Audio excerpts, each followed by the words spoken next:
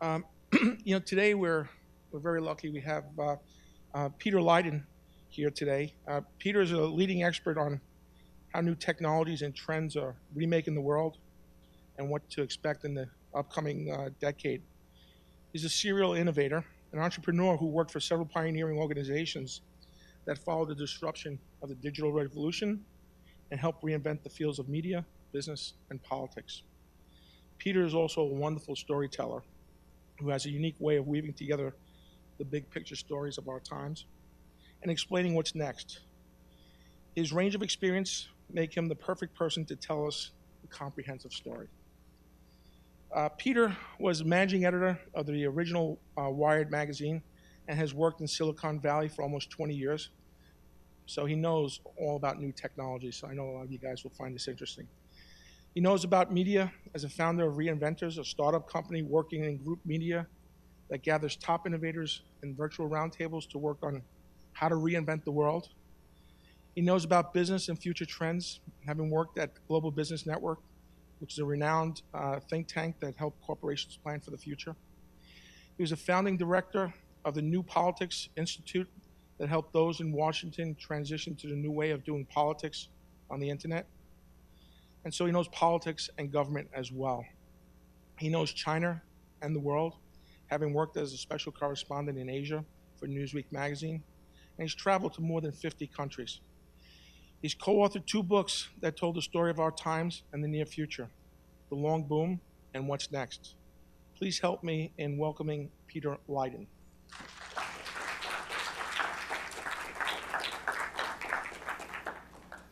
Thank you very much. I just flew in from San Francisco last night, and just as I got here, Congress cuts a deal, the government reopens, and everything was great. My daughter thought, my God, Dad, you solved the whole crisis. It was fantastic. Little did she know. I had nothing to do with it. But anyhow, it's great. It is really good to be here. I'm going to be talking about, essentially talking about how we're really living in a pretty extraordinary time in the life of our country. And I think you folks here in the nation's capital, for one, are privileged to be part of it. But I think because you're rooted in technology and how technology is really going to, not only is driving a lot of this transformation our country is going through, but is essentially going to help us solve many of the looming challenges we have ahead of us. You're really privileged to be in a really incredible group that is really going to play a big role going forward in the next 10 or 20 years here. And so I'm going to basically explain what I think is happening in the country, what's happening in technology, what's going to come up here in the next 10, 20 years. I'm going to try to situate you and your industry a little bit in that kind of larger narrative that's going on here. And largely, I think it's going to kind of stroke your egos or make you feel kind of like you're part of something much bigger and very important. But before I kind of go there, I'm going to start with this personal story about my relationship to your industry that I think highlights what a kind of juncture we're in right now. This is my little house in Berkeley, California there, the one with the A on it there, from a small little thing. I have been in that house for 20 years and wanted to refinance. I'm living in Berkeley, California, which is a hot market right now. It's like everyone's overbidding. It's a crazy kind of market going on there. I work in San Francisco across the bay there. Worked again at the original Wired magazine, but I've also started a bunch of companies, which is essentially one of the problems here because I started a company 18 months ago. So I don't fit in the kind of traditional box. I spent a lot of time in Silicon Valley looking at kind of down deeper in the bay there, looking at where the economy's going, where technology's going, the way things are going to be working in the next 10 years. And my experience as I'm speaking about it around California, the West, and ultimately all over the world, I spent a lot of time across the country, but also in Asia and Europe, I've been doing some speaking. My situation is such that I can't get refinanced because I'm kind of a product of this new economy. I don't work for the man. I don't have W-2s. I partly own the things I have investors invested in. I can't fit in the box. And because the only metrics they're measuring me against are kind of outmoded metrics of the 20th century. And there's so many new metrics that you, as the kind of data people in this industry, could be sucking, could be tracking, could be pulling together to make much more fair, accurate, and ultimately better judgments on our financial situation. Just one example, I just want to tee this off that shows this industry, as well as all kinds of industries, are basically on the basis here of starting to go through fundamental reinventions from the 20th century systems to 21st, and it's a little kind of anecdote I wanted to start with. What I also want to do, though, is besides pulling back the long view there on the horizon of the geographic, is what I like to do in these talks is bring you up from, everyone's kind of so focused on this really short-term tweet time, or maybe kind of weekly kind of news cycles, or ultimately, you know, if you're a company, you're starting to think quarterly reports. As a country, we kind of go through an election cycle every 4 years. We pull our heads up and think, what the heck's going on here? Today, I'm going to be talking much more on a national history, kind of the rhythms of national history, and also the rhythms of world history. And I think if you pull back and see what's happening in your industry and in your sector of the tech sector, you really see what a big deal we're going through here. Now, if you do that, kind of pull that kind of perspective up, I would argue that we're basically in what is really going to be seen in 500, 1,000 years even, as a really fundamental transformation going on in the world, on a par with what happened in the Enlightenment or Renaissance or these other huge junctures of what happened in world history. And if you think about what happened just in terms of our country, how this happens, there's essentially, periodically, we have these bursts of innovation, kind of reinvention, that are basically driven by two main things. What happens is you get the country goes through such a fundamental structural changes in the fabric of the economy, the kinds of technologies we're using, the way the society is organized, that essentially it forces change. The old ways of doing things, the old systems just don't work anymore, and we have to essentially reinvent or invent new systems. The second thing is we come up against unprecedented challenges that the old systems have no way to understand and how to work with. So if you look back in history, without going into too much of a history lesson, just to give you a sense of how these things work, is, you know, we've actually done this about 4 times in American history, done a fundamental reinvention. We did one in the early 19th century. This is Thomas Jefferson, and they called his election in 1800 the Revolution of 1800. It essentially set up a much more democratized economy and kind of politics as well for the next 50 years, set up a system that went for 50 years. Lincoln, around the Civil War, we essentially reinvented America off of there. And it wasn't just abolishing slavery, but it was opening up land-grant universities and the Homestead Act and the great railroads across the country, things that really changed the way America worked for the next 50 years. We did one in the early 20th century when everyone was moving into big cities and we didn't know how to organize cities. We were working on an old politics around agrarian kind of towns. We had to reinvent what it meant to be Americans in the early 20th century. And the last one that people can kind of relate to is from our parents or grandparents, was essentially what happened off the Great Depression, World War II. That's the kind of basically reinvention that we're basically in. We're basically in a fifth one of those, I would argue, now. And so if you think, okay, well, what's going on in our era right now that's really doing this? Well, one is we are going through a really fundamental technology shift that will be seen, again, world historical. When you move to the digital, everything going digital, you can reorganize everything. Everything gets organized in network systems, blows apart old bureaucratic hierarchies, all these things that you've kind of heard these things, but it really allows every single thing to get reorganized at a different level. Big, big, big phase shift. The second thing is partly driven by these technologies. We're watching the reorganization of everything on a global level, and again, hitting your industry as well. All these kind of mortgages, everything's kind of moving into global economies. What happens in China is affecting us this way. It's really interconnecting things at this global level will be seen in the long term as like a phase shift in how human beings kind of organize themselves. And the second thing is we're facing unprecedented challenges, not the least of which is climate change. Really the most complex challenge human beings have ever faced. We're going to talk a little bit about that later. But it's not just climate change. We're watching across the board, essentially all these systems that were built on the 20th century are breaking down. The educational system's not working. The retirement system isn't working. The healthcare system, we're trying to work that one out with a new way of doing that. But all these systems are breaking down. This is a classic example of what happens in these kind of reinvention phases is the old system's not working and you have to do something different. So whether you like it or not, we're essentially in one of these really historical transition phases. We're going from a period that we all grew up in, or many of us, there's some younger folks here, we're analog to a digital age. We're basically moving from a world that was organized by nations and localities to one that's going to be increasingly organized globally. We're going from one that was essentially built on carbon energy to one that's ultimately in the next 50 years going to have to move to much more sustainable clean energy systems. And we're going from essentially what are an unsustainable way of life of the 20th century that's going to have to be reworked fundamentally, including our housing and many things around that, into a much more sustainable 21st century world. So in short, we're kind of going from the 20th century finally to the 21st.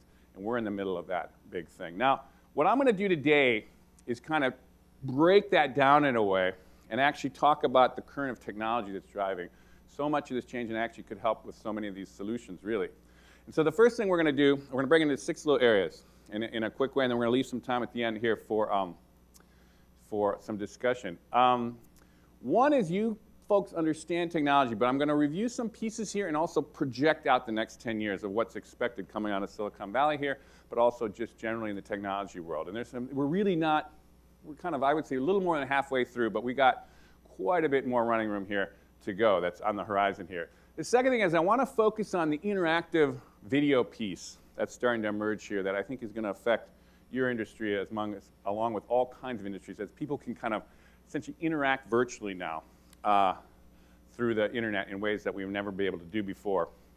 I'm going to talk a little bit about demographics because your industry is really about who's buying homes and starting families, and America is going through a fundamental shift. And if you look out 50 years, it's going to be a very, very different place. And I want to play a little bit with that and the generational change there. We're going to talk a little bit about the global implications of this, particularly the economic drivers of technology, because I think there's a lot more growth ahead of us here. As much as people are wringing their hands, I think we're actually starting to move into another long boom, I think, which we'll talk about. Everyone, I think, has to start to wrap their head around this climate change issue and this shift to sustainability, and particularly the housing market. Your industry is going to be totally transformed in 20, 30 years here, into much more kind of low-impact housing, much more condensed housing, all kinds of things going to be forced by this climate change. And ultimately, I'm going to talk a little bit about politics, not partisan politics, but just how the country, I think, might do this. There's a lot to go through, but it's, I think, by connecting the dots here and laying it out to you, I think it's actually a way to actually understand a little bit more what you're doing and actually get a sense of more strategic thinking about where you might go in the next few years here. Now, you mentioned in the introduction here, sorry, that was at Wired magazine. Wired, we just had our 20th anniversary party of the original crew in July here, just a couple months ago. And so it's only been 20 years, because Wired was really the first magazine that started to really explain the kind of digital revolution to general audiences. And it's only been 20 years since this happened. And I just wanted to kind of remind ourselves of kind of what's happened in the last 20 years and looking ahead to the next 10. The way to understand this is really in the 90s was essentially the introduction of this new fundamental computer infrastructure and fundamental internet structure. And remember, people in this audience 20 years ago, probably many of them didn't know what email was. There wasn't even the World Wide Web. It was 94. I mean, we're really about 19 years away from that. Crazy to think about that, but essentially how far we've come. The second decade, though, last decade, the 2000s, I think was more the real disruption because that introduction didn't quite bite until that last decade. We're going to talk a little bit about that. And I would say this is the decade of the reinvention, that now no one's doubting that we're essentially moving into this fundamentally different world. And now all our systems are having to actually reinvent themselves and rework themselves around these new technologies. And so if you go back, so the key things here I just laid out are these 3 sections. Now if you go back to that first decade, and many of you remember this because you're back there, and so there's some younger folks that are probably just cutting their teeth as kids almost here. I would say there's several things to think about. It was Wired, as I mentioned, was 93. It was only 1993 when basically it first came out. Right after that, we had the World Wide Web kind of popularized through Netscape right shortly after that. We invented new media. Essentially, I remember I was literally in Wired magazine. We had to figure out we had the first advertising. We had to think, well, what are we going to do to advertise? Well, let's put a big banner at the top there. What happens if why don't they click on the banner and it'll go someplace? I mean, literally, it was that level of invention happening just in the mid-90s there. We started to move it into business. Amazon started e-commerce, and by the end, we had this froth of the dot-com boom, which, interestingly enough, almost everything that was roughed out in that dot-com boom has come to pass in the last 10 years. It was just a little ahead of its time, honestly. But the key thing, we got the web, we got new media, we got e-commerce. Next decade, several really key things happened. Google was the first one to crack. Remember, no one knew how to make money on the internet for the 90s. No one did. Google was only figuring out the ad situation in the early part of that decade, figured it out. Social didn't exist until right around Facebook. Video coming on with the advent of broadband, and ultimately mobile has only been about 5 years since smartphones came in here.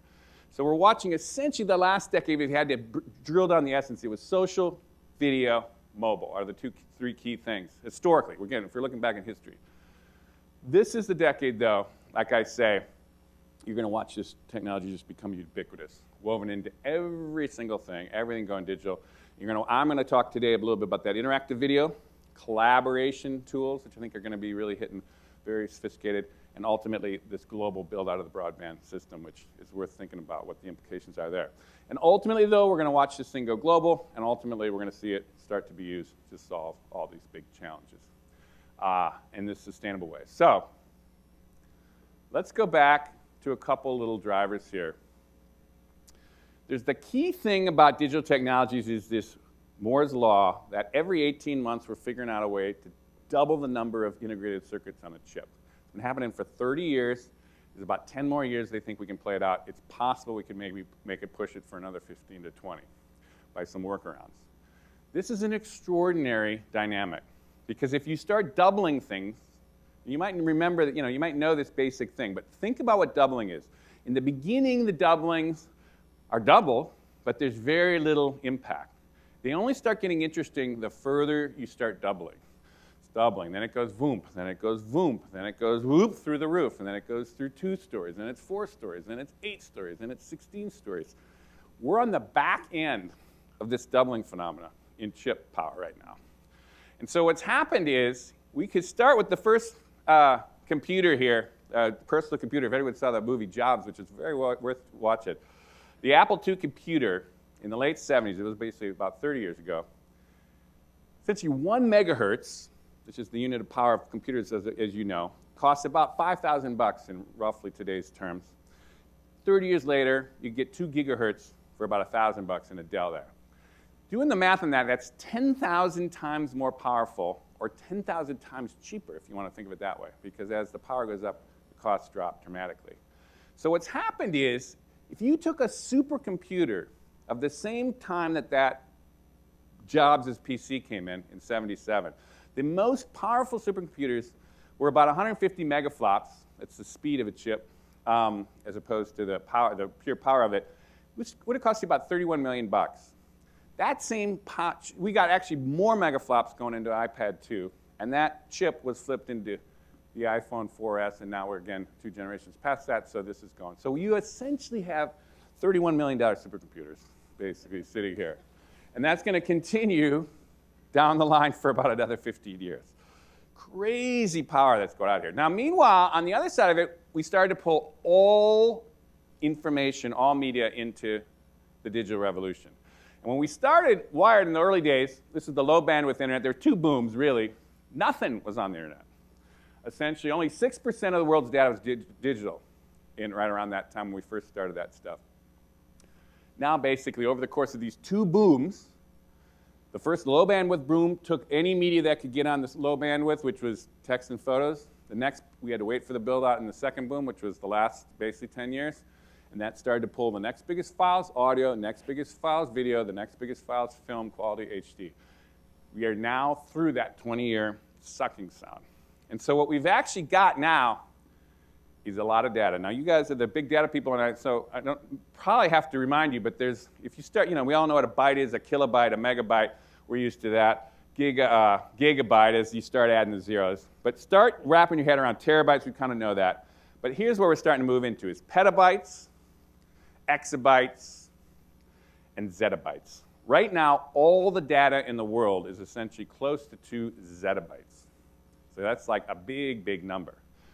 Well, if you take actually all of human history from 8,000 years ago when we started in cities or little towns to literally 2003, all human beings created about 5 exabytes, not the zettabytes, but the one up from that, 5 exabytes of data. We are now producing about 5 exabytes of data every 2 days. And we are now just churning incredible amounts of data out. And the world's data is essentially doubling every 2 years. So that same hockey stick thing going on with the chips is now going on to data, which is why in your field, everything is going to be connected, and all the data you're going to need to evaluate anyone is going to be available. And it's essentially something that your big challenge is to figure out how to make sense of that insane amount of data. Okay, that's some foundational stuff that starts thinking. Shift to this video thing. Now I'm very bullish on this video thing, and I want to kind of lay this out to you a second. Steve Jobs, was an amazing, visionary. He will literally go down, if you think it historically, he will be literally in this panoply of great American inventors.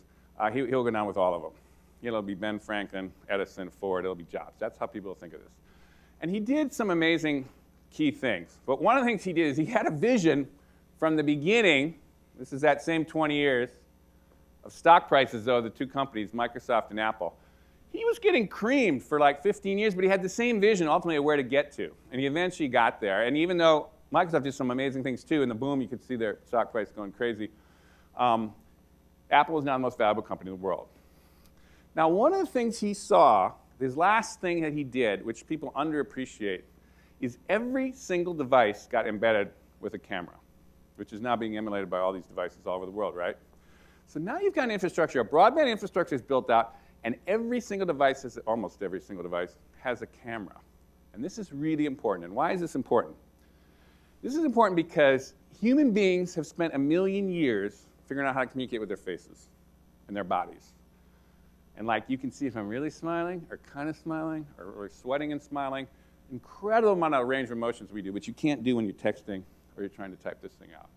And so once you start to see people, a lot of things start to be able to be kicked into a much different space. So here's a good example.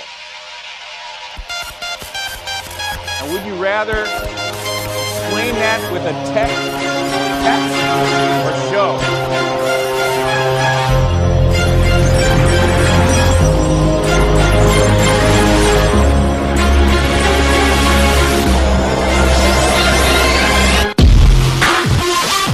You get the point. What's happening now is all these things that are so difficult to communicate through words or through typing or through your thumbs, let alone your thumbs, is now just routinely put on the internet. And you've got this incredible explosion of how-to videos that are just happening, these one-way how-to videos. But it's a very, very powerful thing. And so what the Google guys, the other kind of big visionaries to keep tracking all that they do, they saw that early, and what did they do? They bought YouTube. They bought YouTube when it was basically nothing. Essentially, it didn't exist until 2005, and then by basically now, it's throwing off 4 billion videos a day. 4 billion videos a day. There's only 6.5 billion people on the planet. So somebody's watching more than one, probably. I don't know, maybe you guys. But this is just one video site, but it is an extraordinary amount of video that's going out there. The uploads also are equally fascinating. We're essentially putting 48 hours of video every minute up now. There's more video in basically 30 days we put into YouTube than all the television stations in all the world combined for 60 years. That's every 30 days. Insane amounts of video that's going up there, and again, only going up. If you look at this, you're kind of a tech crew here. This is a really interesting graphic to watch. This is the traffic on the backbone of the internet from 1990, the same 20 years. It's the same 20 years I'm going to be talking about all day here. And you look at, in the beginning, when the web didn't exist, there was no percentage. It was FTP those days. You kind of remember those days. But anyhow, by the boom, top of the boom, it was half the traffic on the internet was the web. Started to go down. What's this? YouTube. What's video? Video is now, by 2010, was already 50% of all traffic on the backbone of the internet was video. And what's really crazy is Cisco, that does all the routers for the backbone of the internet, they're estimating it's going to be close to over 90% of all traffic on the internet by the middle of this decade.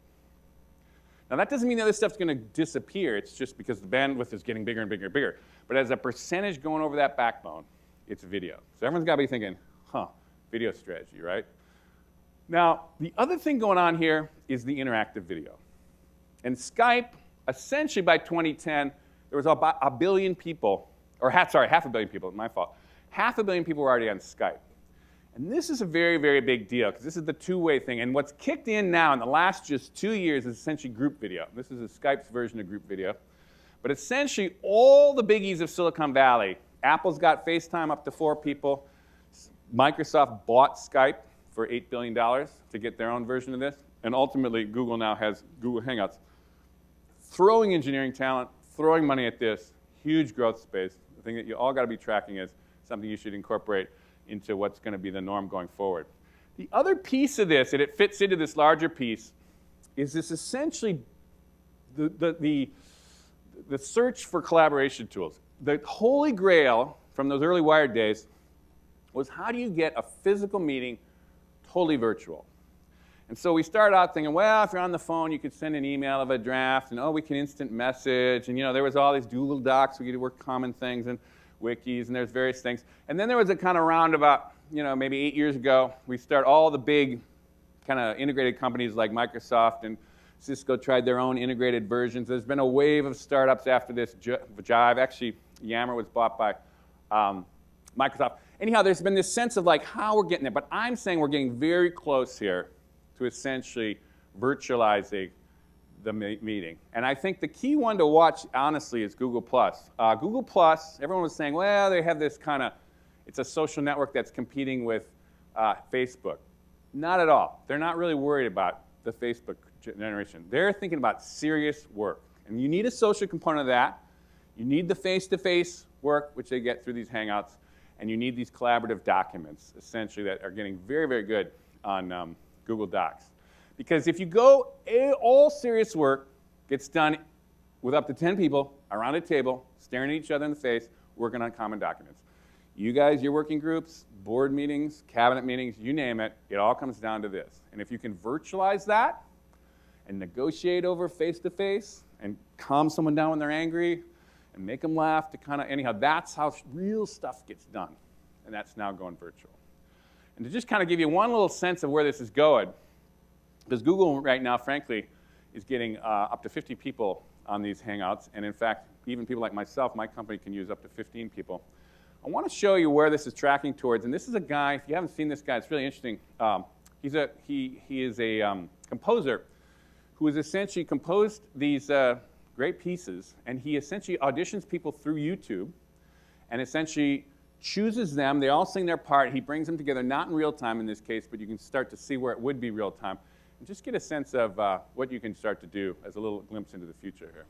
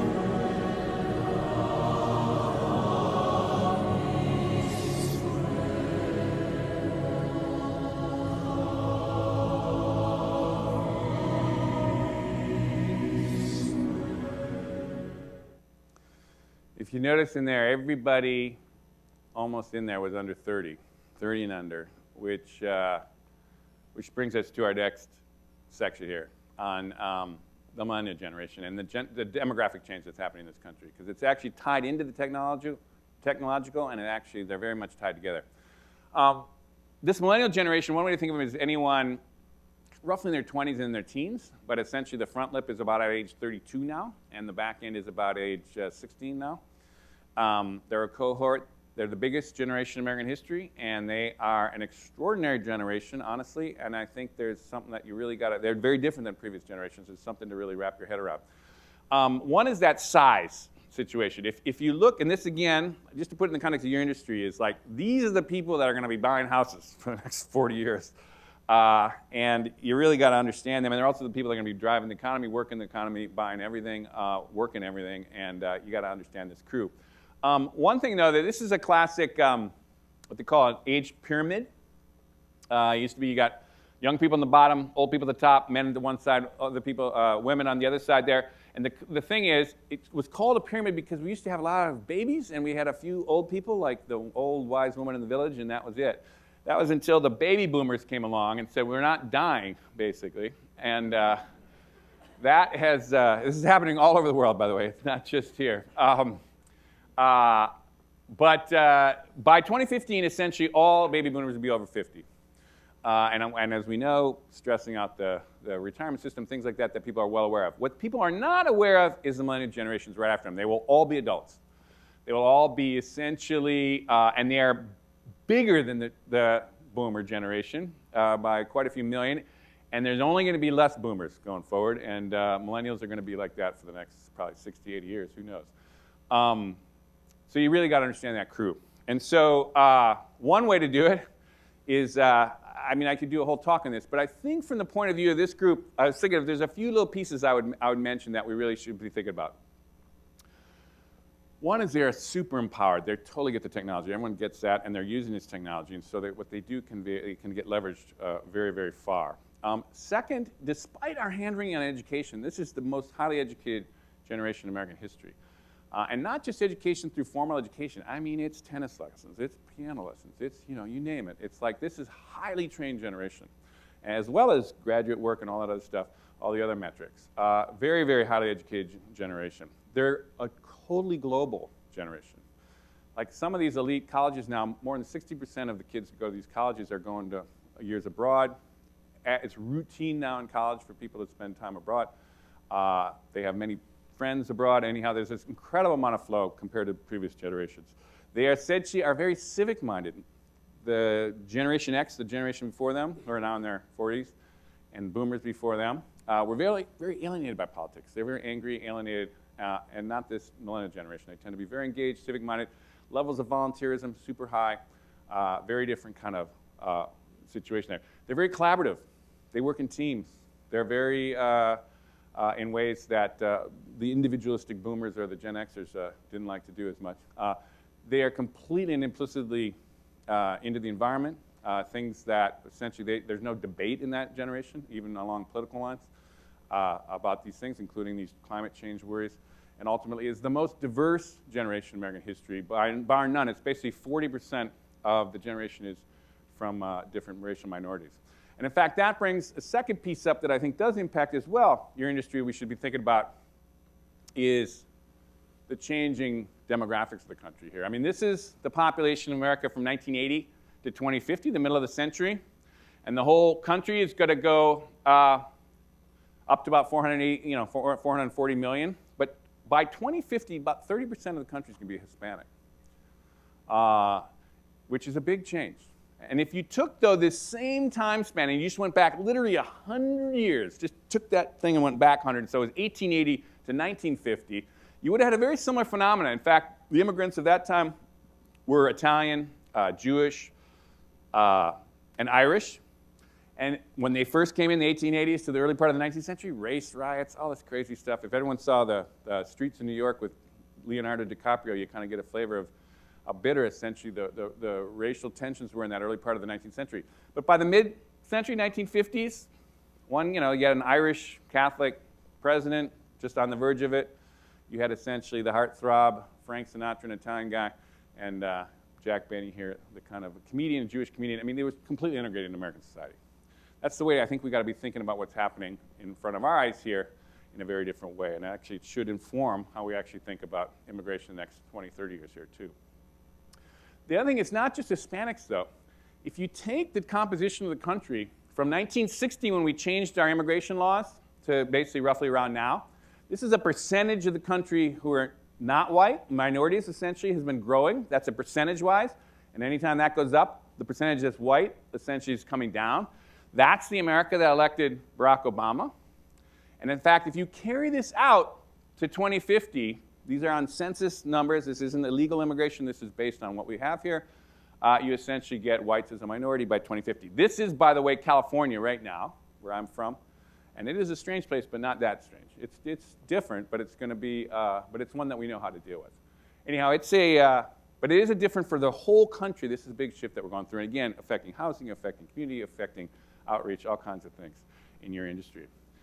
One last thing I'll say about this thing, because of the global piece we're going to start heading to, is this phenom of generational change is happening all over the world. And so remember when we saw this activity in the Middle East? Here's a good example of what's happening here in the Middle East. If you take all people in the United States under 30, there's about 41% of our population. This isn't all millennials, because there's little kids under age 16 who are in a different generation. But let's just say as a percentage of your country, under 30 was 41%. But in the Middle East, and this is the place we had all this explosive kind of tension around politics, Tunisia was one of the first ones, 51%. Lebanon's always been a problem. Kuwait, Morocco, Saudi Arabia percentages, over 50. Now we're at 60%. Libya, big problems there, right? 61%. 61% in Libya. Egypt, in the news, 61%. Oman, Jordan, Syria, as we well know, problematic to say the least.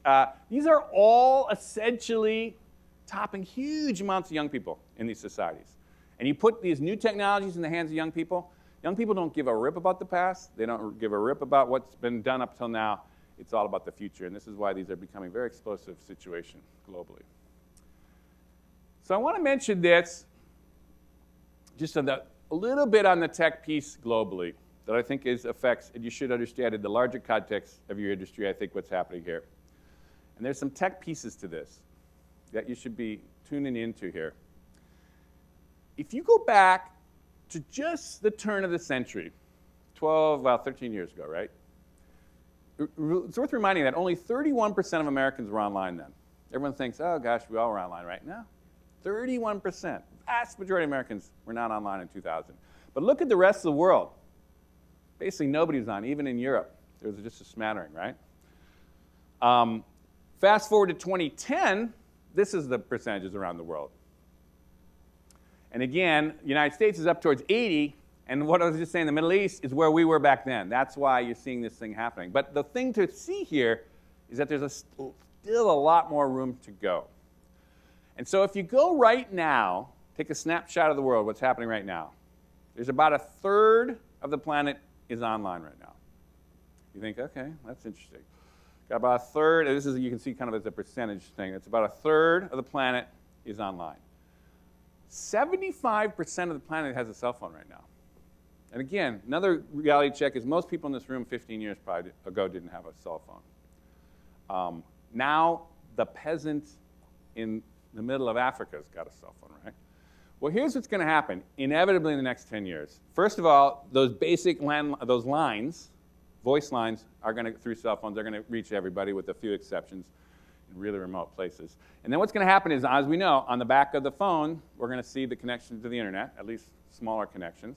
And on the back of that first connection to the internet, you're going to see G4 broadband go across that. And ultimately, you can say that by the end of this decade, everybody on the planet will be wired up with essentially a broadband connection to the internet, which is able to handle video. So that starts to get to be a really different world, really interesting world, that essentially we have to wrap our heads around. Now the global piece, I just want to keep bringing up because we kind of get trapped in the United States here a lot. Think about, this is the population of the United States right now. These are the average monthly users to YouTube, Facebook, and Google, essentially. The vast majority of their traffic is outside the United States. So a lot of times we're looking through these tech developments in Silicon Valley and you're starting to think, why are we doing this? Or we're only thinking about the United States. Honestly, they're all playing a much bigger game. They're all playing the global game right now. And it's something to kind of remind ourselves about and to realize that really the growth and everything and the energy is essentially going global with a lot of these companies. Which brings up this next little piece here. And he mentioned, I wrote a couple books. My first book was called The Long Boom. And this talks about essentially the phenomena of how technology is really a fundamental driver of long-term economic growth. And here's the thing. People think about tweaks to policy or little tweaks in here and there to kind of stimulate the economy. There's two main drivers of long-term economic growth. One is new technologies, which allow you to do fundamentally new things and grow all kinds of industries around it. And the second thing is tighter and better integration of markets that make transactions and trading and selling easier to do. And if you take those two pieces of what's happened in the world, the last time we saw it beautifully was what happened in the World War II post-war boom. And I want to make an argument here. We just are in this very similar thing in our era that people forget. So just give you I'll walk you through this in a very simple way. World War II ends, and all this technology we developed in the war, mainframe computers, atomic energy, commercial aviation, plastics, all that stuff goes into the private sector, right? One. Two, we take half the world, the free world, and we integrate it into a kind of a tightly integrated international economy, say that. And so what happened? The 50s. The United States booms. Why the US? We always jump on new technologies. We had the most open economy. We took advantage of it. We're booming. This is our great golden age, right? In the 60s, though, all Europe and Japan is booming, as well as the United States. Huge boom. We all look back on the great days of the 50s and 60s. Only got choked off in the 70s with the oil crunch, the lifeblood of that industrial economy, quadrupled in price, screwed the whole thing up, and we kind of went into a tailspin. But if you look at basically, but it was a 30-year run of incredible growth. The same thing has happened basically in the lifetime that you've been living in, and we just don't really recognize it the same way. Because in the 80s, what happens? The Cold War ends, right? And what happens? All these technologies we're enjoying now, computer chips started as guided cruise missiles, basically, were essentially devised to guide cruise missiles. The internet was a way to communicate in nuclear war. All these GPS satellites and all these spy satellites, the Google Earth stuff, it was all to look over the edge of the Soviet Union and kind of keep an eye on what's going on in Eastern Europe. All these things move into the private sector, right? And we start to do stuff with it. And the second thing is we took not half the world, the free world, but we took the entire world on the same global economy. And so what happened in the 90s? America booms. Why America? We jump into technology. We're the most open economy. We're going gangbusters, right? We all remember the crazy days of the 90s. And we're going, whoa, this is great. Now, we kind of struggled the next decade, this last decade, a little bit, slowed up our growth. But honestly, from the rest of the world's point of view, it was an incredible boom. China, Turkey, Brazil, you name it, on fire. India, just crazy growth going on. And we were also growing, just not as crazy enough. But as an aggregate, complete boom. And ultimately, the question is here, are we going to be able to turn the corner, or have we actually hit a similar kind of flame out that we did in the 70s? Global economy, though, is chugging along. I want to say one thing. When people get down in the United States and think, oh, my God, the global economy in the post-war grew to a $49 million, that's a $49 trillion economy. We're at about a $62 trillion economy. The U.S. has held a quarter of all global GDP for 4 decades. And when everyone wrings their hands about China, it's like we haven't lost any percentage of the global share of the global economy. America is doing very fine. In fact, if you look out, going forward here, the United States, if you look at our kind of GDP projections, these are Goldman Sachs, not me, we're going to be doing fine for a while here. China eventually is going to surpass us. There's a lot of debate on when that actually happens, just when you got 1.5 billion people essentially working, and they're on their way up there. This is India coming next. But basically, Japan is flatlining, and ultimately, Germany is flatlining. So if you look at essentially the new world here, of which your financial institutions are working in, that's the world economy in 2050. And these 20th century powerhouses, Japan and Germany, are basically not relevant. China, for all our worries about this, has got to go through a transition. We've never seen a prosperous middle-class economy and a growing economy that has not demanded democratic changes. They have to do that. It's going to be huge. And they have got monumental challenges on their plate for all those that kind of worry about China, not the least of which is pollution. Essentially, every city in China has air that is essentially illegal to have in the West. It's essentially nobody breathes clean air in China in the cities. That's a change, which is why I'm going to go into this last bit here to give you the basics on climate change. Because you think, okay, well, how does housing how does that work in climate change? It is going to have a huge impact on the housing industry. And I think you've got to know the basics that's happening here. It's just as well as citizens should basically know these basics here. I want to lay this out to you. The key thing about climate change is essentially CO2. Too much carbon dioxide is trapping heat in the planet. If you go for 1,000 years, we had stable CO2, and then the Industrial Revolution, it starts going up, and in the last 20th century, it's going through the roof. This is all documented through ice core samples and stuff. We know that. So carbon's going up. Meanwhile, we've tracked temperatures since the Industrial Revolution. When we first started tracking global temperatures, it was 1880s. And if you take a mean of this period here as the mean, this is going down, this has been the track of the rising temperatures going up across basically modern times here. Essentially, it's been going up.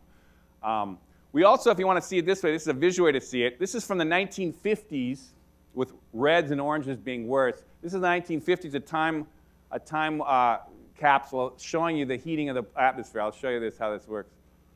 At 65, you can't see that, 70, 75, 80, 80, 90, 2000, 2012. But for a lot of reasons in physics, the heat actually gets trapped in the north because the tropics are already pretty damn hot. And so what's happening essentially is we're now getting open seas in the North Pole in the middle of the summer, and we've got real big problems with. We can finally the Northwest Passage. You can actually take ships through this now, like we could never have done 200 years ago. Anyhow, it's scientifically pretty clear what's happening with these temperatures. And then the other thing is, it's starting to really hit home here. Just take 2012 as an example. Unbelievable heat waves. There was like 3,200 heat records set in the United States from drought.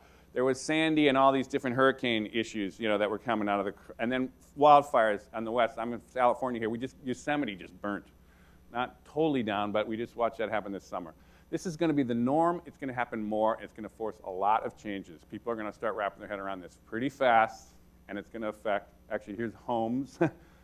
That essentially is going to start affecting your industry. Now, so the basic piece here, it's worth just getting under, is what's happening here is this is all the global energy we use, 18 terawatts. It's kind of similar to terabytes.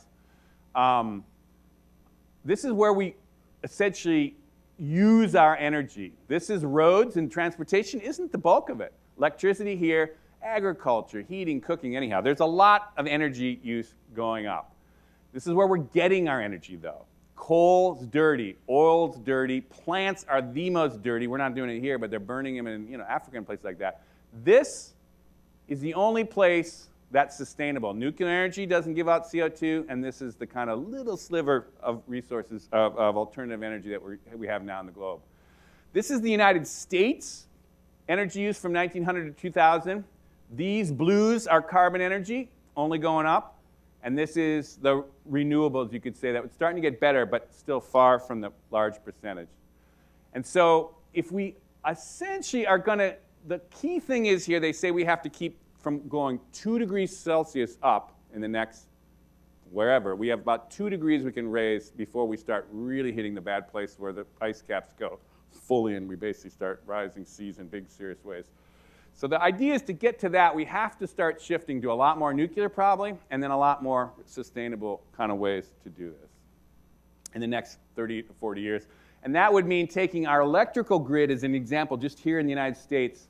This is our current mix of essentially carbon-based energy with a little bit of clean energy there. We got to get to something closer to that. Huge shift, very difficult problem, and it's going to take a lot. Now, that said, your industry should be thinking about that. If we essentially do take this seriously, it's going to rebuild this country in an incredible way. And ultimately, it's going to affect all these houses. Here's my neighbor who's got all this solar. You could imagine a huge impact on how it would affect housing to get much more sustainable, much more kind of airtight, much more alternative energy, all the kind of stuff that happens. And I think it's something you should start thinking it's going to really impact your industry fast. So I'm going to basically wind down here with going back to this final idea of this reinvention of the country. Because you start thinking, oh my God, how are we going to solve these huge problems, climate change among them? Well, here's the thing. You're technologists, and there's three things about technology, digital technologies, that are really incredible. One is it has an amazing ability to scale fast, that you can pull a lot of people fast into digital technologies in a way that previous technologies you just couldn't do. Huge numbers of people. The second thing, and I talked about this, is it allows you to collapse space. You can connect people from all over the country and all over the world, and now increasingly with video. Huge shift. And the third thing is technology allows you to parallel process. This is a server farm where every search query that goes out is broken into little searches, and we basically distribute it, and then we re-aggregate the answers, and we spit out your kind of thing. This is the kind of Google search farm, or in a parallel processing farm. You can start to do that with real problems as well. And so this is me here. I just want to make one example. A concrete example of how this works. My company, Reinventors, essentially, is we're taking advantage of this whole thing, and we are actually bringing innovators together to talk about solving these very complex challenges. And we're doing those three things very well. We're reinventing bureaucracy and regulation and space and governance and all these different areas that we kind of do. We bring roundtables of these people through group video, and we essentially get them to think out how would we really fundamentally reinvent these fields. Now, I'm able to do this as a small startup for those three reasons. I'm able to essentially scale up these great thinkers, these great innovators, these entrepreneurs from all over the world. Basically, we do it regularly. Top-notch people. We actually collapse space. We frequently have people from all over the world in these kind of things, which instead of flying them in and all the different constraints on that, let alone the carbon footprint. And ultimately, we're able to kind of parallel process by doing all these different series, which we're starting to do, which go deep and actually allow these people to really work on these problems in sustained ways over many months. This is just an example I'm showing you of how you can concretely start to break these problems down. I'm just one little company doing that. But if you start to think in a bigger, getting back to that bigger picture as we think about this, the larger reinvention of this country, you think, well, how are we going to pull this off? Let's just think back to the last time America reinvented itself at this scale. And that was the wake of basically the Great Depression, World War II. And if you go back to that period, they had their set of huge challenges, just as huge as us to them. They had a financial collapse, actually worse than ours, the Great Depression. They basically had the rise of Hitler and fascism. They had nuclear war. Nuclear war was essentially their climate change. They had no idea how to stop that. They were convinced we were going to have nuclear bombs go off, and they assumed we were basically going to have some American cities were going to go down on this. In fact, as a boomer, I can remember, getting under my little school desk, essentially, in these drills that we were waiting for the bombs to come in. But in fact, it didn't happen. But at the time, we didn't know how to solve it. And so what did they do back then? They said, well, they can do only two things. Take advantage of the technologies they have and take advantage of the human resources, the people they had at that time. And so they pulled together their crew. Actually, this is essentially Vannevar Bush, who is essentially FDR's chief science advisor. He's the guy who is essentially credited with envisioning the World Wide Web, a world where you'd have machines talking to each other and connecting all the world's information. He had a very influential kind of piece on that got it going in the old days. But essentially, they just had what they had. They weren't even taking advantage of half the population in any kind of really clear way. I mean, women at that time were essentially relegated to the typing pools. We weren't even drawing off of all that they could bring. So in some respects, you go, okay, well, they're pulling off of what they could at the time and what they did at the time. But in fact, they were able to basically pull the whole world out of basically a Great Depression with a very different way of doing the economy through Keynesian economics. They basically figured out a way to defeat fascism, contain communism, and basically have a nuclear standoff for 60 years. There hadn't been a bomb dropped in 60, 70 years now. Incredible kind of accomplishment. They, in the space of about 3 years, created the UN, the World Bank, the IMF, organized the economy around the Bretton Woods Accord, around the kind of different way to coordinate the economy. Huge things happened in 3 years. Wholesale cloth, and eventually they came back domestically and they built the GI Bill and the FDIC mortgages that essentially guaranteed people to get homes, reinvented America, rebuilt that country, and ultimately it's the great situation we talk about today. So at the end, in about 15 years' time, they had cracked the reinvention, 15 to 20 years. The rest was just kind of building it out. And essentially, we look back now and we think, oh my God, how did they ever pull that off? Well, I will say, we're in a very similar time. We have everything we need to pull off a similar kind of reinvention of this scale, really. And it's just that we haven't fully kind of understood it. I mean, if you go back just to take our human resources, just take college-educated people. In the war, which is 1940s, you don't see the number there, less than 5% of the country had a college education. Now it's over 30% now. And in fact, in real numbers, they had about 5.5 million people with college educations, and we got about, 15 times that right now. And again, it's not only college-educated people that can add up and kind of contribute to this reinvention, but it's not a bad start to say, wow, the human resources we can draw off of. But the thing we got to remember is we essentially have, just remember this thing we talked about earlier. We're going to have in the next 10 years here essentially a baseline full broadband wireless around the world. We are going to basically have these handheld supercomputers connected to it. We're going to be able to do full open channel HD video going across these things. And we're ultimately going to have all these collaboration tools that we're going to basically be able to do very, very nuanced and complex work from wherever the heck we are. And the thing that's really going to be wild, if you went back to FDR and you said, hey, FDR, I got this thing that you can basically ask any question in the world and get back all the world's information prioritized in a second.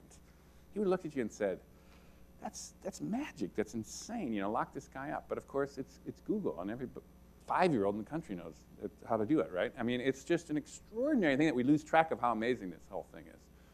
And so we're totally capable of making this transition to this fully digital society and totally capable of making this kind of transition to this much more globally integrated world. We're going to make it over this very difficult shift to clean energies and ultimately into this much more sustainable system. And really, I think people in 50, 100, 500 years' time will look back on this era and they'll say, that's when the world went digital. That's when the world went global. That's when the world went sustainable. That's when America reinvented itself one more time and really helped lead the world. And with that, I'm going to say thank you. That's the talk. And you can get me here and follow me on Twitter, however you want to do that too. And my company is the Reinventors I mentioned. Love to have you part of that. But I think we have time for some questions. The whole idea here was just to stimulate some thoughts and get you thinking a little bit. And if we want to have some conversation about just reactions to what happened here, other questions, and actually also maybe tailor a little bit more to your industry, I'm happy to also get a little more specific on your industry as well. It's a lot of information, but... So, Peter, I have a question. Go ahead. So, the amount of change that, that we see is going to take place, in the next 10, 15 years, no doubt that we are capable as a people to get this done, or to allow us to take its in natural direction. But what role does government have, and can they hurt us in this, in effect? Well, I think, and everyone heard that, so we don't have to worry about that. By the way, this goes out, I know there's a webcast here, so we don't have to worry this is going to the webcast? We don't have to repeat it? Okay. No, clearly government has a huge role to play. I mean, it's hard, coming to Washington here, how do you wade into the politics here? Here's what I would say about the politics, which is going on here, is right now, many people on both sides of the partisan divide are very frustrated with government and really despondent about what we can do. And but what I will say is, if you look historically in American history, we are very much in a pattern of what has happened in all 4 of those junctures I mentioned before. They all were prefaced, every single one of them was prefaced with a real dysfunction in what was going on in the country and in our government, a real polarization in the politics between very different views of what to do, and it was always led to paralysis of politics. Nothing could get done. And sometimes it was worse than now, like in the Civil War, we ended up in war together. But nothing happened for the decade before that, and it was increasingly bitter until it literally had to break out in war. It also happened around the early part of the 20th century. Very different visions of what to do around the 1900. Very strong passions, very polarized and paralyzed government, and then all of a sudden there was this explosion of innovation that came off of Teddy Roosevelt's election and also ending up with Woodrow Wilson, both parties in that case, involved in essentially a reinvention of everything from women got the right to vote to the income tax. We busted up the big kind of gigantic oil companies and busted the trusts of the robber barons and all the railroad barons. There's a real incredible alignment of essentially what to do, and essentially it broke open, and then created the context for a much more thriving, much better kind of country for the next bunch of years. And then we saw another reinvention, like I say, coming off of around the FDR period. There was a total paralysis in the Great Depression about what to do. And we were in an incredible funk. And if it wasn't for World War II and pulling the country together and actually getting all of us aligned, we came out of the war and essentially rebuilt the country in a different way. So I just want to say is a lot of the frustration and anger and polarization and despondency we're feeling now is just what happens. It always happens like this. But I think what we got to kind of see is that this also lays the groundwork for change. Because people just say, in the end, enough. We can't fight about this, or we have to, or a third way comes forward, or some new leader kind of aligns the pieces differently, or different ways we do this. And I really believe we're in one of these situations now. Now, I don't want to get so specific like what just happened in the last couple of weeks here, but it feels to me like even there we're starting to see the country is so polarized and so kind of stuck that I think coming out of this in the next couple cycles we're going to see some really interesting things happening.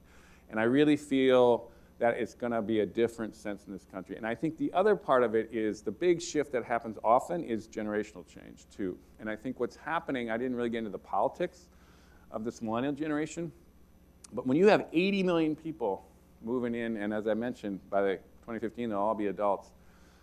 Young people don't tend to vote as much as older people, but this generation is quite politically active. I think you're going to see a ballast shifting, and I think you're going to see some new things happening. And I also think Americans are good at crisis. And I don't want to be too shrill about this, but I really do think once you look hard at the climate change situation and you start really understanding the science behind this and where it's going and start really tracking this closer, you realize that this is going to be pressing faster and quicker and more dramatically than I think people anybody's really, or not anybody, but most people are thinking about. And I think with pressure to change like that, new blood of the next generation, and kind of enough with this paralysis, I think we're going to see an explosion of innovation and alignment. I think we're going to see stuff happen here. Now, again, I'm an optimist, and it's hard to predict that with any kind of certainty. But I do think there's something going on. And to answer more directly, what you're saying is, government absolutely has a huge role to play. I think a less of a role to play than in the old days. I think the old 20th century systems were much more designed for the great leader or tell us what to do, and everybody kind of lined up between the plan and stuff. This is a different kind of networked, kind of decentralized, kind of market-based economy and society.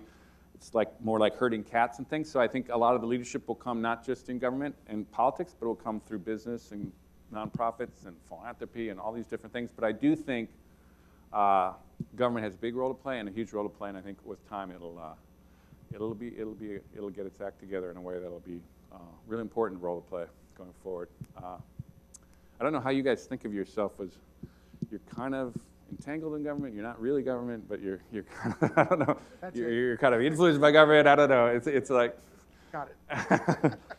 It's hard to advise exactly. But I do think we're going to see a lot clearer things. I think we'll see bolder action. And this is an interesting, with this global side of things, honestly, if you look around the world, it's like nobody else is going to figure this out, right? I don't want to be too chauvinistic about this, but right now, Europe's not really in a position to lead on this. China's got so many fundamental problems it's got to go through can't really lead globally yet. Other regions are just dysfunctional, like the Middle East and others. It really is, if it's going to get cracked and it can get figured out, it's going to be here. And my gut feeling is it is going to be figured out. It is being figured out. And in fact, when we look back on this in 10 or 20 years, we'll see this period as the beginnings of a real shift. Happy to talk about that. Other questions? Here's a guy here. So you talked about 100% of the world being connected in the next 10 years. but is it really the same internet for everybody? Because not every country is a free country. Not every government is as open as ours. Yeah, great question. And everyone heard that, right? I don't have to repeat that. Yeah, everyone will be connected to the telecommunications infrastructure of the 21st century, and call it the internet or whatever we want to call it. I guess it'll still be the internet. But you're right. It's going to be interesting how different regions and cultures and governments deal with it. My gut feeling, and again, I'm a basic and optimist on this, but my gut feeling is that over time it'll be very hard to control this in any kind of, no matter how diligent or how onerous or a government is. It's just you're not going to be. It's kind of uncontrollable at some level. So here's just a good example. I mean, the most powerful superpower of the world, the United States. Snowden is running around with all our diplomatic cables and opening up all our security. We were powerless to stop the guy, and WikiLeaks. There's a movie coming out now, and the WikiLeaks guy, and they were putting that out. I think in the future, and that's the United States and the NSA, and are the biggest military, like times 10 of anybody, and we can't stop that. So Saudi Arabia, are they really going to be able to stop that, or is Syria going to do that, or is some guy in Mogadishu and Somalia going to be able to do that? I mean, I think the ultimate trend lines of this is that. It's an open platform. There's a million ways around it. You've got a lot of super smart people, technologically savvy people, finding roots around these things if you do try to stop it. And so, for a while there'll be isolated regions that'll be bad to live there. It's going to be a hassle. There's stuff to fight and try to keep it open and free and all over the world. But I think ultimately the long-term trend line is towards that. I mean, China's another good example. China, next to the United States, is a huge primacy they put on controlling their people, and they're failing. They just can't do it. I mean, these microblogs, they're going all over. They're having more. I mean, I don't know if you track China too closely. I was a foreign correspondent over there, as he mentioned. In fact, I spent some time in a Chinese jail, I will say, right after Tiananmen Square, so I've got some street cred on the Chinese government. But if you follow that closely now, I mean, there are literally dozens and hundreds of local protests are breaking out all the time now against corrupt officials and shortages and inequality and all this stuff. And it's being fueled by social media and bloggers and tweeting or their equivalent of tweeting and all this stuff. And people get worried about, we're going to live under Big Brother and this kind of all-powerful, knowing government. That is nuts. The future is going to be, those guys we're going to be running circles around those kind of people, ultimately, if you don't, given where the technology is now and where I think the education standards are around the world and the growing middle class and all the stuff that's happening, I think the longer-term trend is I wouldn't want to be an autocrat or a totalitarian, an aspiring totalitarian dictator. It's going to be a dwindling breed going forward, I think. That would be my period. But again, an optimist, I want to say. So I want to say there's a counter-argument, and I'm open to the counter-arguments. Go ahead. Do you have a question? Yes.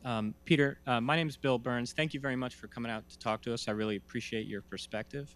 I actually read Wired Magazine and some others like MIT Technology Review. And one of the topics they like to talk about a lot is like this dystopian future where because of the increased reliance on technology, you have kind of a polarized labor market where the technologists, the entrepreneurs are on top on one end, and then on the other end you have like lower skilled positions with the middle that's been kind of hollowed out. I guess I have two questions for you. One, do you accept that premise that you think we may be moving in that direction? And if so, do you see anything like a technologist burden where those of us that understand technology better may have some kind of social obligation to help other people get there as well? Love the question, Ed. I actually agree with what's implicit, your position in that question, which I agree implicitly. Here's what I would say about it. There's always, first of all, there's several ways to think about this.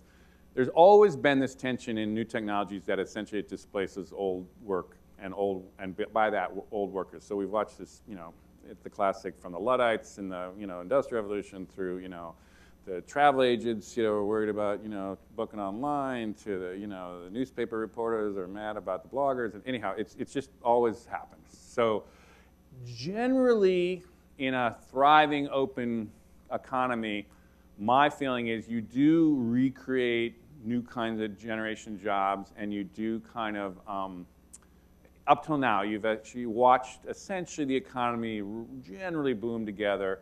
The 90s is a good example. You had a lot of geeks making a lot of money, but you had a lot of great restaurants and people working on, down the line, and people buying houses and construction workers building houses, and kind of works at some level.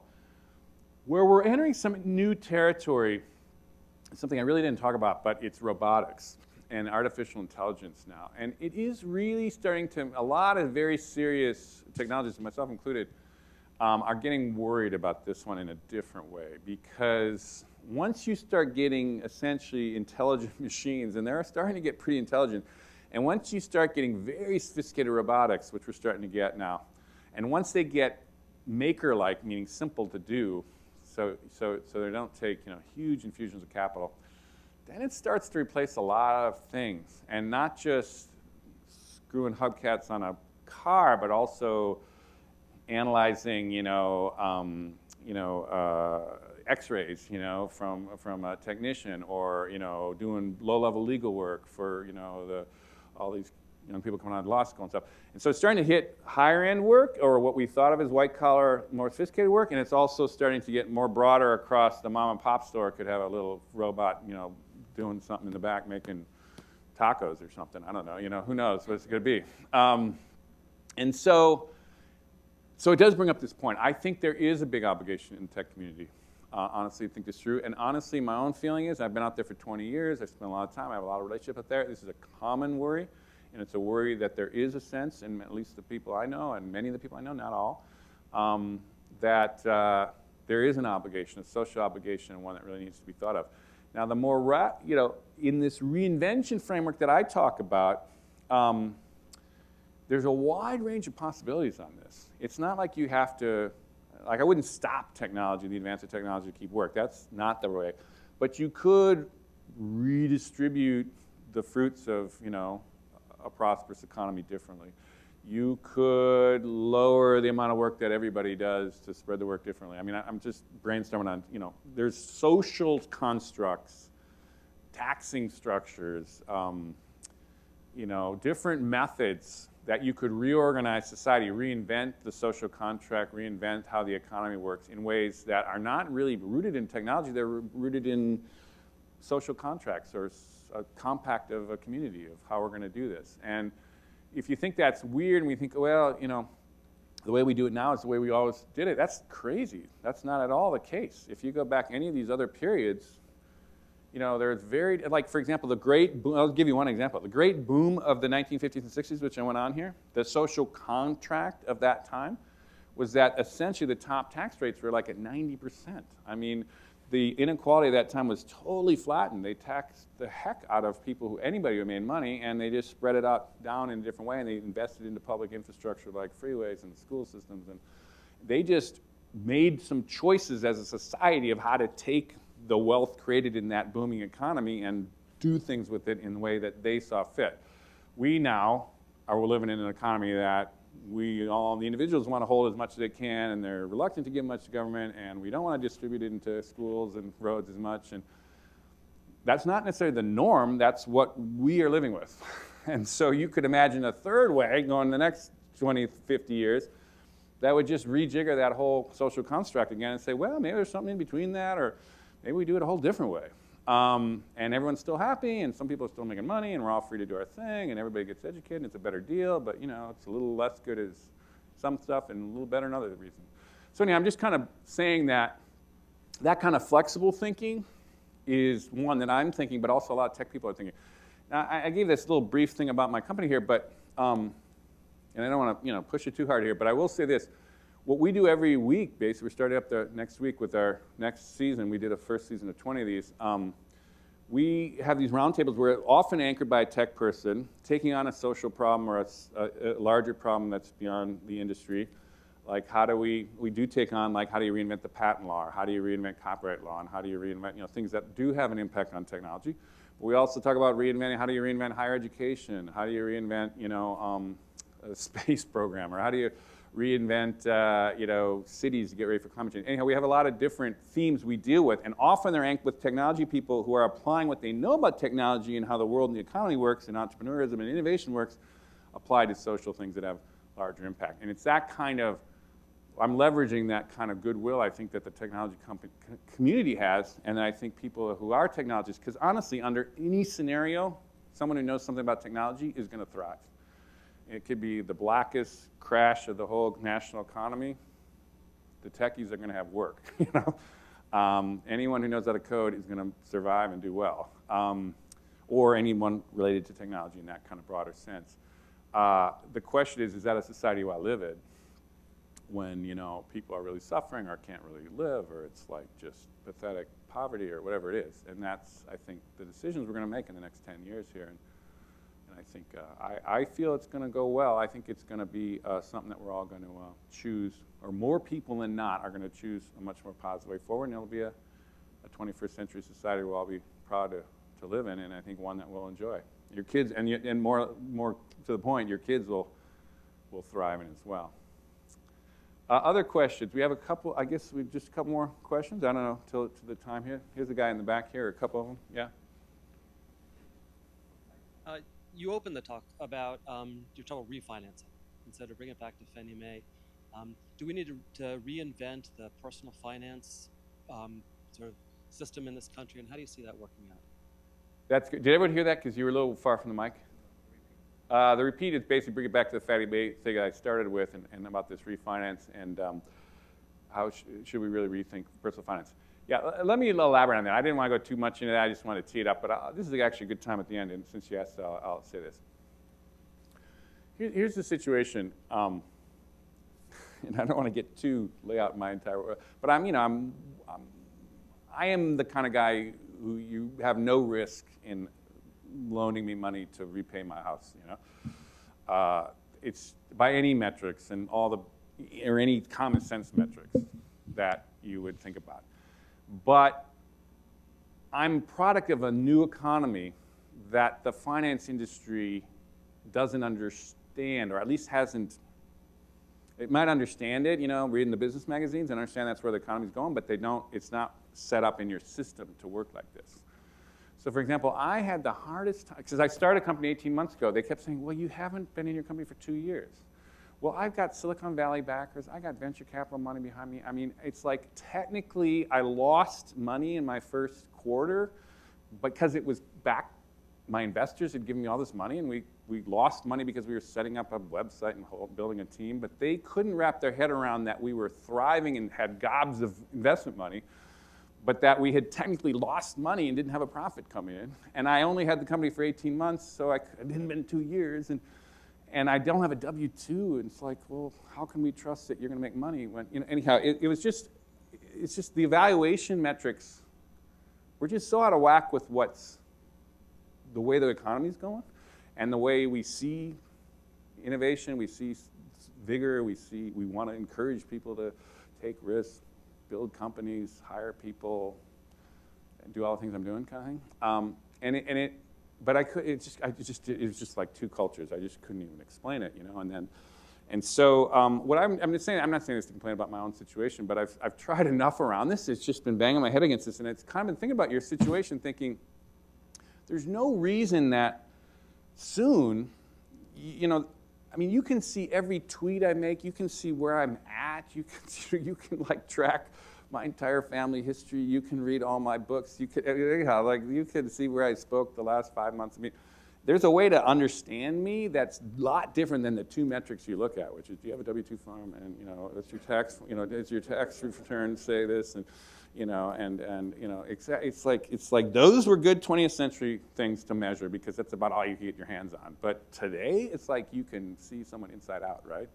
And it just feels like the disconnect between those two worlds is really not good for you, for people, and I think with this next generation coming up, who honestly needs a lot of creative financing to live in these urban centers, and with the housing prices and all this stuff, we got to get more creative and more flexible and more open-minded to how they work, which is not often in long-term companies, and how they need to finance things in kind of ways that essentially are unconventional ways to several people living together or several people pooling money to buy a house. And anyhow, there's just going to be a bunch of creative, interesting ways there on top of that. And the third way I would say, which isn't really my case in this case, but it's also the sustainable thing is going to be huge. And so, finding a way, and I don't even know how to go down here, but how do we really re-incentivize so that we get these homes airtight and super efficient and energy efficient, and how do we really get these things built out differently, and how do we reorganize the footprint of these urban centers and around being able to move homes fast and tear them down and rebuild other ones. And anyhow, it's going to be a really interesting time for you folks. And I would just say, stay open, stay eager, I think, to try these things out.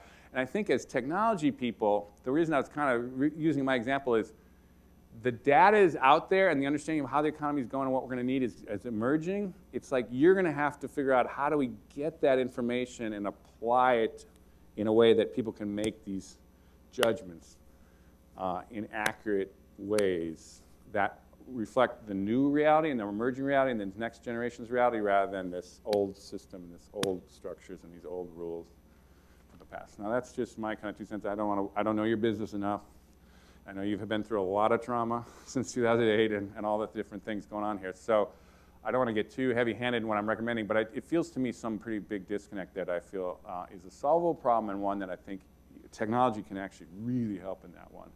And so I would say in 3 years or something, if I apply for a mortgage, and maybe it's not in your hands, but needs some policy changes, but there should be 20 different things to evaluate me, not just these 2 or 3. And if I'm not fitting that 2 or 3 box, there should be all kinds of different ways to understand my actual financial situation and my actual ability to pay this and my actual, how that works, rather than this boneheaded thing that I'm banging my head against right now, which is like just weird.